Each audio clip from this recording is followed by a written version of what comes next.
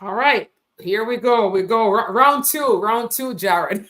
I feel like it was just yesterday. It was about a month ago that you were on our show, but you were definitely in the top two or top three in terms of views Wow. from our podcast. And I think this is might be the 78th or 79th episode. I'm not quite sure, but for you to rank in the top two, um, that says something. So I know that your topic resonated with the audience. Awesome. And so I wanted to bring you back. Not even just me. I did a poll at my office and I said, okay, I need some guests for the rest of October. Who do y'all want to see? And then bring back the belonging guy. I'm like, all right. I'm like, Jarrod, can you speak on something other than belonging? So today we're going to talk about psychological safety. But Yes, to we those of you who did not watch the previous episode, I've actually linked it, the link after we're done. So you could go back and see that one. So Jarrod, why don't you introduce yourself again to the audience, who you are, what you do, and then we'll get into it. Absolutely. All right. So if you didn't watch the first time, what are you doing? You got to. That's right. No, I'm just joking. So my name is Jarrod Harden. Sharon and I, we laugh because of her pronunciation of my name. But and essentially, I'm a belonging coach. So I've worked in DEI, diversity, equity, and inclusion. And I've learned that like sometimes you say DEI and people are like, what is that? So I've been so into it that I know. But DEI, so diversity, equity, and inclusion, I've worked in that space for 5 or 6 years at this point. And now I've gone on my own and I coach on belonging. And for me, what belonging is, it's that sense that you're seen, you feel connected, you feel supported, you feel proud of where you are. And so I coach companies on how to increase the level of belonging that they feel amongst their employees, amongst their leaders, things like that. And hello there, Peter. I see you. Welcome back to that as well. Yes. It's so important. I speak a lot on leadership, right? It's really a passion area for me. Yeah. But I know that the key to great leadership, right, is when you have a team that truly supports you as a leader. And that's a lot of work on the leader's part. So I want to talk about the psychological safety. What is it? So that as leaders are listening and as even employees or teams are listening, they will know what it is and what to expect. Yeah. Right? So, yeah, what is psychological safety? All right. So you even jumped a little bit ahead because you did something so well. It's a two-way street. And I love that you talked about how your employees create a great leader and a leader has a role as well. So essentially, the easiest way to describe psychological safety is it's the notion that people feel safe. They feel like they can raise concerns, give feedback, ask questions, and not fear for repercussions, right? Not have any fear that somebody's going to retaliate against them because they're asking those sorts of things. And when you unlock psychological safety, the reason why I love talking about it so much is because what you do is you enable greater innovation, you enable people to take risks, you enable people to learn more, and it really does some wonderful things. So I'm going to share a little bit of a story of a risk that I've taken in the past that literally would only be possible because of psychological safety. Okay, so, go ahead. I'd like to hear that. All right. And so, Anne, I'm warning you, audience, today, same like last time, I've got some trivia for you. We got some true or false questions. So don't think that you're not going to be involved. We need you. So I was working at a company and I was running the employee resource groups program. And they were relatively new at the company. And the employee resource groups are groups that are based around an identity marker. So they're usually there could be one for women, Black employees, Latinx employees, gay employees. And so we were starting our group for Black employees. And one of the things, I just had this notion, I was like, my partner and I, both of us together, we were running the group. She and I, we said, you know what we want to do is talk to the organization about like Black versus African-American. We hear that so much. Yeah. Right. And now, mind you, this is before Black Lives Matter. This is like before any of that stuff happened. So we weren't having discussions about race the same way. And this was actually a fairly conservative company that wouldn't do anything like that. And so we shot a video, we used some employees, and the things that came out of it, I kid you not, Sharon, were just so eye-opening. And people after the video came up and they were like, wow, those are questions that I always wondered about. I would have never felt comfortable asking. It was so great. And the way that the video happened, people just started engaging in a different way. And it really unlocked something.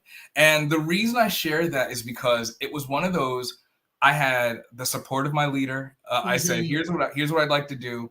And it was something that hadn't been done. And so, I mean, in the context of 2023, maybe it doesn't sound all that risky, but at a conservative company, we really were able to unlock that because for the simple fact that I felt safe. Like if it didn't go well, you know, we can put it in the can or we could pull it back. We could share about it. We'd be okay. You know, we'd be okay. Yeah. And so it's one of even the more proud moments of my career, because even some of the people in the video, they were like, I would have never done that before. And so if you allow people to take risks and step out a little bit, you can unlock things in people that just maybe they're not so comfortable. They need a little bit of a nudge. And so I'm such a huge fan of it.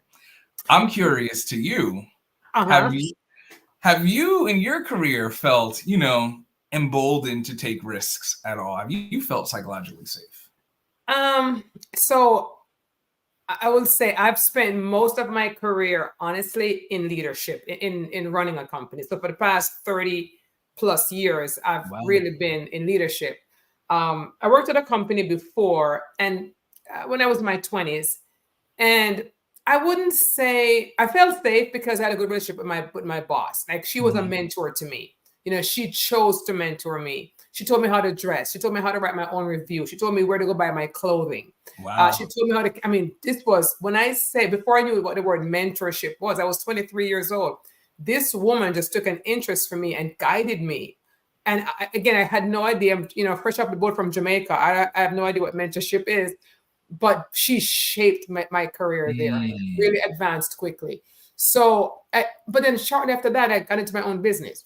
Yeah. But I will tell you from the employer side, because you talked about the company, you felt comfortable to take that risk. So from the employer side, I would say I tried to create an environment where people felt open. The term open door, I really embodied it.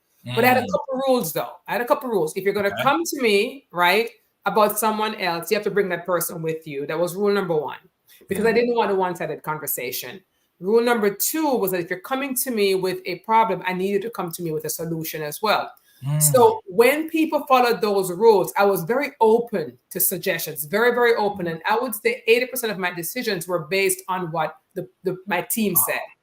And because it was such a high percentage of, you know, how we did things, people felt open to keep bringing ideas. You know, they felt my husband, who's been my partner in business for years too, he always said, every mistake can be fixed. And we worked in law where you would think, you don't want to make mistakes with people's cases.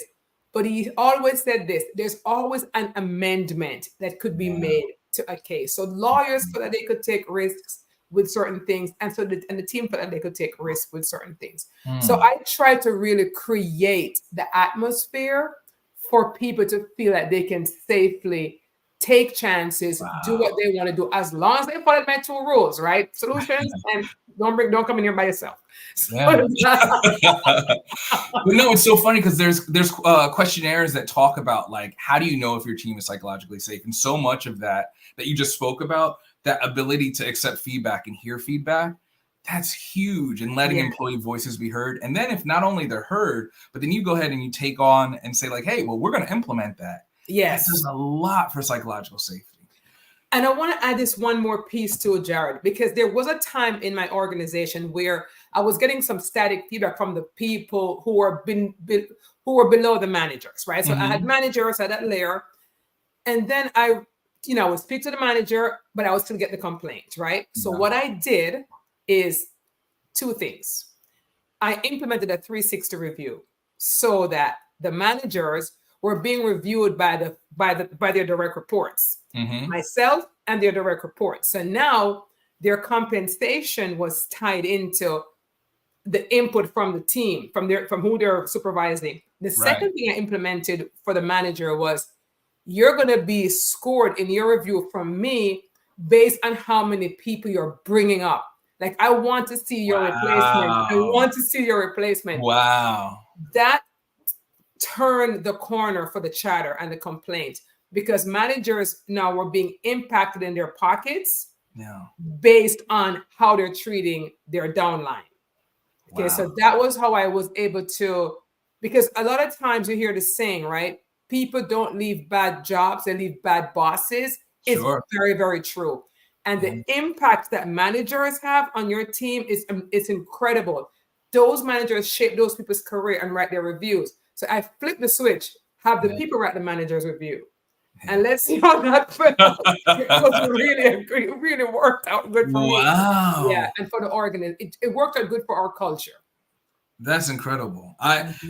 That notion of your feedback mattering is so important. All right, Sharon, what do you think? Think we can turn to our audience now? And yes, I think we have one. I see Sarah there, and yes, Sarah is here. Yes, we have one more question. Hold on. So what a great question. Even leaders, founders, CEOs can feel psychologically unsafe. You try to create a safe environment for your team, but you never have yourself in mind. Can you speak to that? Why don't you Absolutely. Over to questions? Absolutely. Yeah. So the thing about creating psychological safety, one is there isn't a magic bullet. Like I wish Dr. Amy Edmondson, she is a Harvard professor. She's pretty much wrote the book on what team psychological safety is.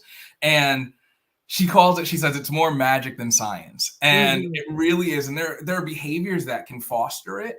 But so one of the things, like vulnerability is one of them. And I know in recent years, we've heard a lot, like Brene Brown is a big speaker on vulnerability. Yes. If you model that for your teams, that's one of the things that absolutely creates that. If you actually reward risk taking, that's another thing, right? Because I think what happens is, and Sarah, to your point, I think so many people are under the gun or feel under the thumb of like, you must produce and failure is not an option.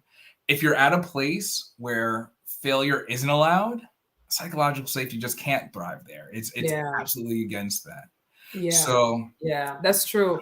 I can say working with Sarah, in that role where she as a CEO, I feel like she's very vulnerable. Like she's very open about her feelings.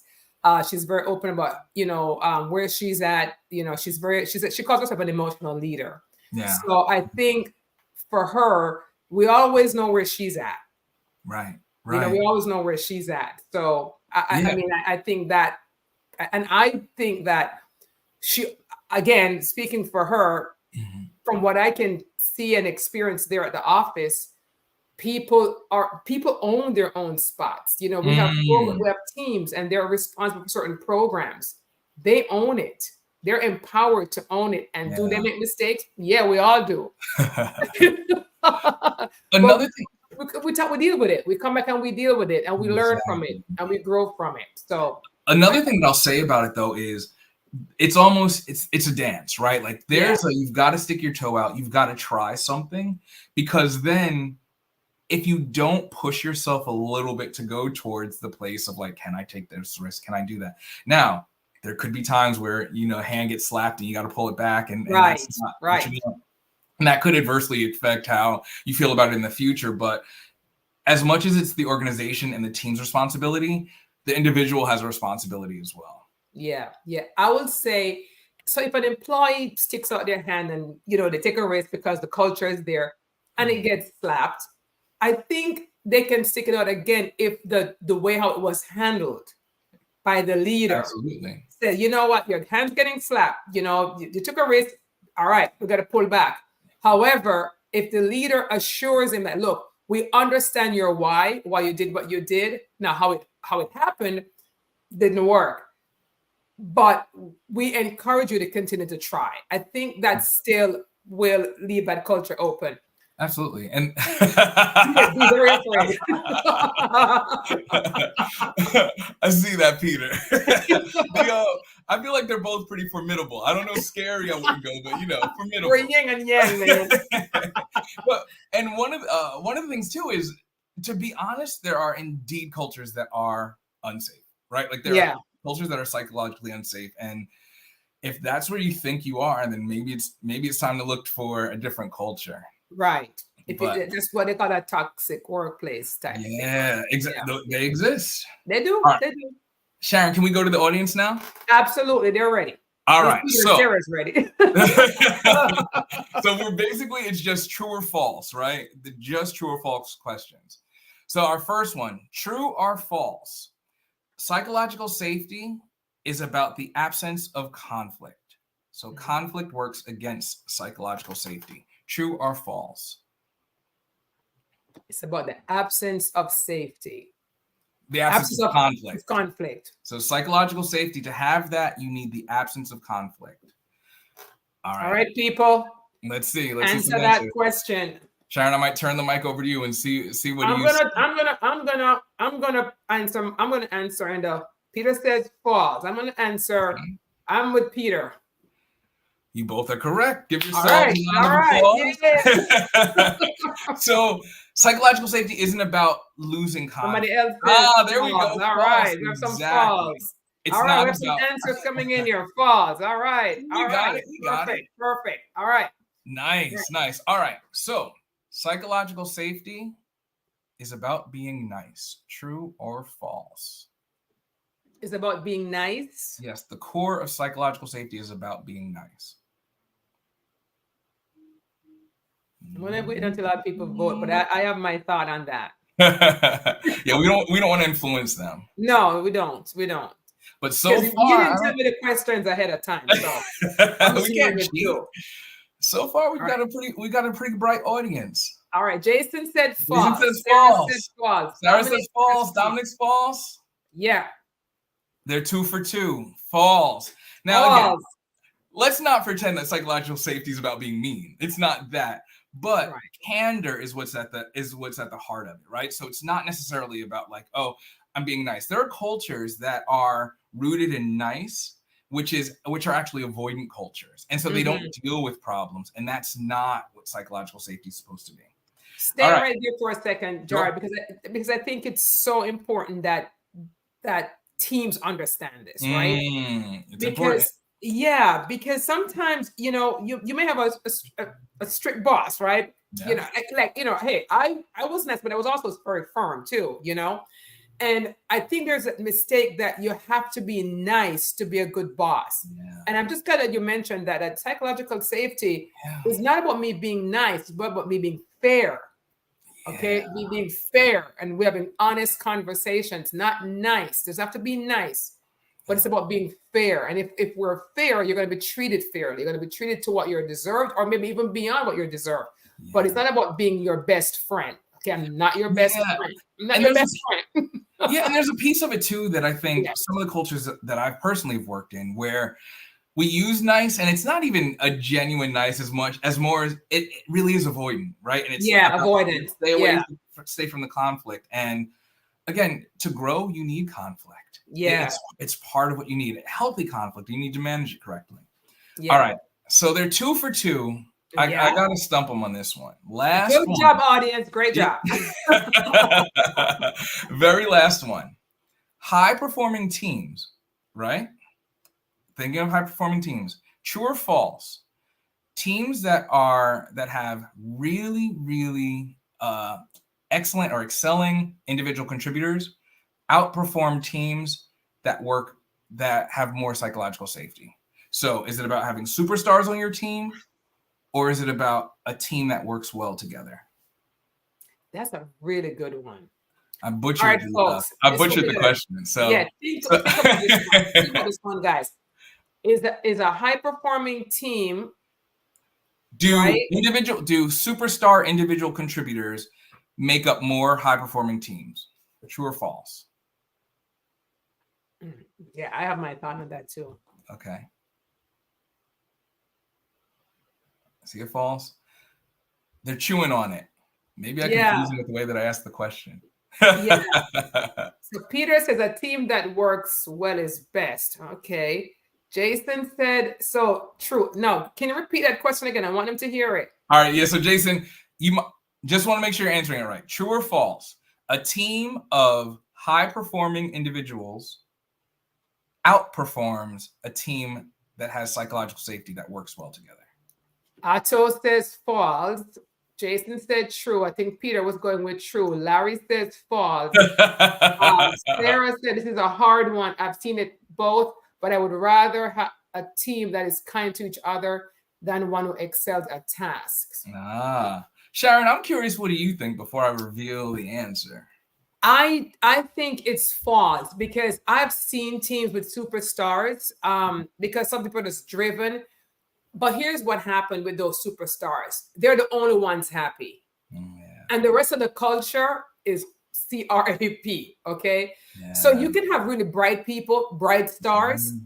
But I think when the culture is one of psychological safety, you may not have the superstar, but you'll have a stable of good performers. Yeah. Maybe not. That's my feeling. All right. So big answer is most of the people got it. It is false. The teams that work together, and now this was a study that was done way back in 2012. It was called Project Aristotle, but it launched so many studies around like how teams perform. And that base of the pyramid, what is table stakes for a team to work well, it's how they work. So it's not who the team is, but it's how they're working together. So over 2 years of study, over 180 teams that were studied, and that psychological safety component is fundamental to how teams perform. I agree. Totally agree. And I think it's a good question. You know why it's a good question? I'll tell you why it's such a great question. Because as a leader, right, you can be lulled or fooled into thinking you as a leader, you're doing well because you have these 3 shining stars, right? However, if these 3 shining stars are the managers, right, you don't know what they're doing to the downline in terms of psychological safety. Yeah. And so it's a tricky one. So you have these shining stars. However, the people beneath that, their direct reports, unhappy, you start getting some attrition. These 3 will stay, but you're having attrition. So it's better to deal with the psychological safety than just rewarding the shining stars. That was a very good question. So again, Sharon, go ahead, Tim. I'm going to put another question on here for you. But I was going to say, but you're pulling it out. Like another thing when we talk about data. So that was 2012. There's been a ton of studies since then now. And what we find is it's about employee retention. It's about employee well-being. It's about like all of these things, anxiety, depression, like individual, like chronic diseases, even for people, are reduced when they perform on teams that have higher psychological safety. So I agree. I totally agree. In a perfect world, you'd like both, but you know. Of course, you want a superstar. But I really believe, though, honestly, I really believe if a leader really focuses on that culture and then add to that culture the development of their team and their leaders, they will get high performers in time. But they're in the meantime, while they're building, the stairway for those people to really excel, they're putting in a really strong foundation down here, and it's going to pay off eventually. You saw that question. I'm curious, have you ever encountered a real disaster era of a work environment, and how do you begin to fix that? Yeah. So, Peter, the sad truth is absolutely. That's why you're in business. Right. That's why you do what you do. That's what you do. Well, the goal is to like get me out of business, right? Like, so, like we solve all the problems, and then I go like I don't know, scuba diving or something. But absolutely, there's a couple of things though about fixing it. It's not an overnight thing, and if the leader's not invested or incentivized. So Sharon, what you said earlier, the fact that it was about your leaders being accountable, right? It wasn't that it was punitive. It was you're accountable to this, right? We want you to do well, but if you don't, there's consequences. And so that's the tough part. But teams that are invested, what I will say is if you open people's eyes to some of this stuff, I don't think that most people are against doing the right thing. Right. I think that we're just running so fast, we're running so far that we don't have time to stop. And so often, and this goes the same for DEI and belonging efforts too, like purely like those culture efforts. If you don't make them a part of someone's workflow, it becomes so much more difficult to like add on top another responsibility, another thing. But if you bring people along and you help them get onto the train, as we say, they'll go on the destination with you. So I don't think that most people don't want it. I think a lot of people don't know. One of the things I often say too is that so many of the managers who are managing today, without constant improvement, without the training, they're managing in a world that didn't exist 10 years ago. Yes. So That is true. You know, something that you said, and Sarah, expand on this. He says the team needs to see the other side of the tunnel. Write another sentence as to what you mean by that. Which tunnel? Something you said, Jarrod, and I know it's Jarod, but you know, something you said about the leadership, and I lost it, but there, you know why it's so hard is I remember now. It's such an investment, isn't it? Yeah. From the leadership, it's money investment. It's because you just answered Peter's question. You said it takes time. Yeah. You know, even if someone were to hire you, or if I was to be hired, you know, to go up to this company, I can't fix your company overnight. Yeah. It's not possible. It didn't get there overnight. Right. It got there over maybe a decade, maybe a year, 2 or 3 years. It will not reverse overnight. So the reason why we still have problems is because there are too few leaders invested in what it's going to require. Yeah. They got to pay for people like you. They got to, you know, get the coaching, and, you know, they got to get themselves coached. They got to get their team coached, and they got to wait. They got to wait and test it out. It takes time. And when you think of the way that business works now, right? We want to see sales tomorrow. Is it arrow going up or down, right? And this work just doesn't work that way.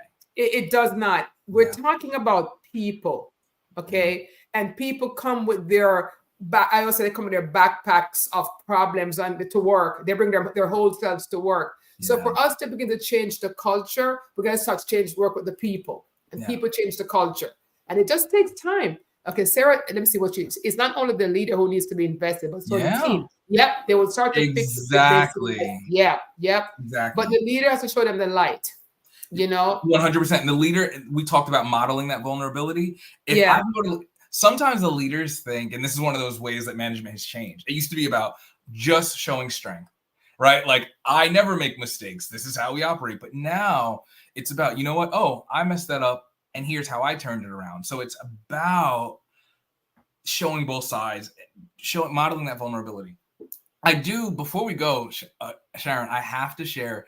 I always like sharing a tactic that people can do. And there's one that we've used in my career that I think will be really, really beneficial for people.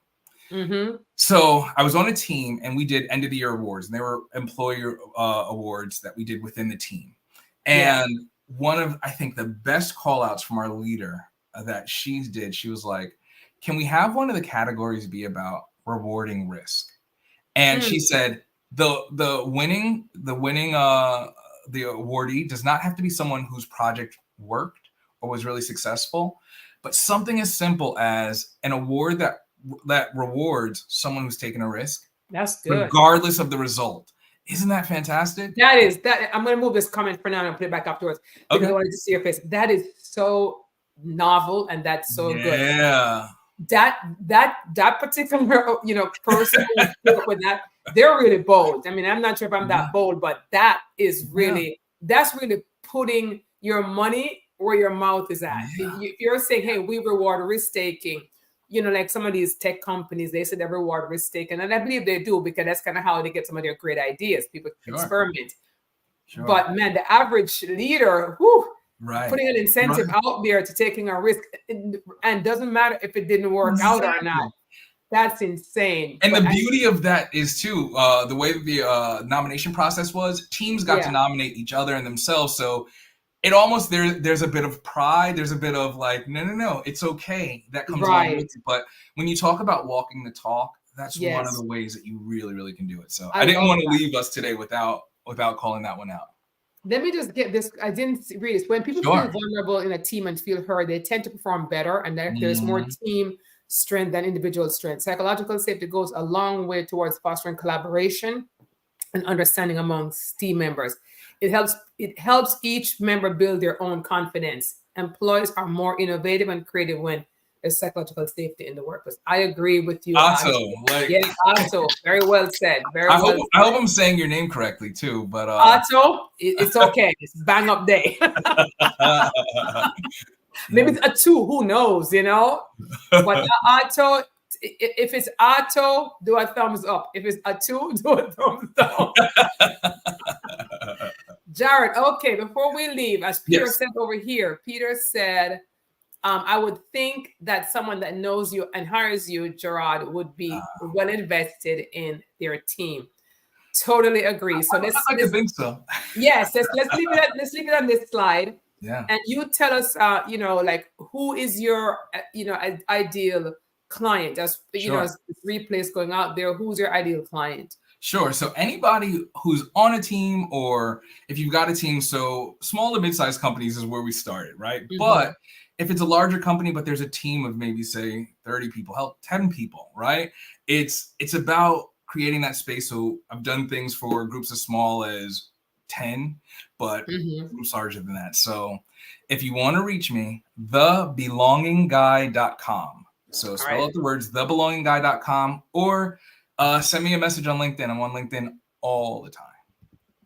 All right, Peter, put that in the LinkedIn side. I'm putting it on the other two platforms. I'm putting it on Facebook and YouTube. The Belonging Guy. Is it 2G? Yep. Belonging and then .com. Okay. All right. So mine is in. All right, Jarrod, leave us with one thing now. The leader who's watching this and saying, I'm having a problem with my managers or with my environment, or I don't know. I feel like I'm having a high turnover rate. What would be just one simple tip, trick that you can leave them with, or one? I mean, other than calling you and paying you some big dollars. I think that's the easiest way. That's the easiest way, and they get there. But what can they do to start even a conversation with their team? Yeah. So what I would say is it's about asking your people, right? And this happens in all walks of life. We can write stories in our brains about like what's really going on, what people are feeling or saying about us and that. And if you create an environment where maybe you don't have the closeness and you don't think people are going to be honest with you, then be clear with your message about why you're seeking this out and allow them to provide you anonymous feedback, right? It's about getting the source, right? Getting the information from the source. Ask your people. They're the ones but you've got to be genuine when you ask. And I will give you the caveat. If you ask and don't do anything with the information, good luck asking again. I see. Well said. So let me just recap that. Ask your people. If you're just starting on, ask the tough question and allow for anonymous feedback, because you're not yet trusted. Right. Okay. As a leader, you're not yet trusted. So people are not going to put the true answer and put their name to it. They don't want to be fired. Okay. Yeah. So get the anonymous feedback. But when you get the feedback, you actually have to act on the feedback, because if you don't, it's going to be lip service and you will not be trusted again. All right. Peter says later, good luck with your mission and thanks for being with us again. And then Atul didn't give us a thumbs up right now, but he says, okay. Message when I reach out to you. All right. Will do. All right, guys. Thank you so much for being such good sports in the feed today and answering all of the quizzes. And Jarod is what he likes to be called, but I call him Jarod. So Jarod. Jarod. Okay, Jarod. That's the Jamaican in me. So thank you so much again for being my friend. Just stay put. I'm going to see you in the green room in a second. Take care, everyone. Sarah said amazing. She loved it. And I know Sarah is actually on a retreat, busy working, but she took the time. That's the kind of boss we have. She took the time to stop the retreat to come here to support. So yay for bosses like that. All right, guys, take care.